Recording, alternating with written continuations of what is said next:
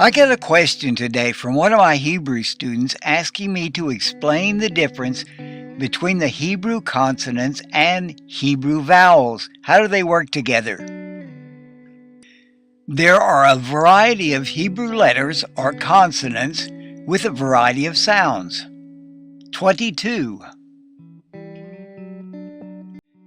There are also Hebrew vowels, similar to the English vowels you may have learned in the first grade in the United States.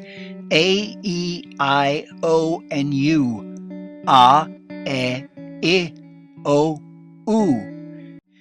Let's take the sound of the English word be.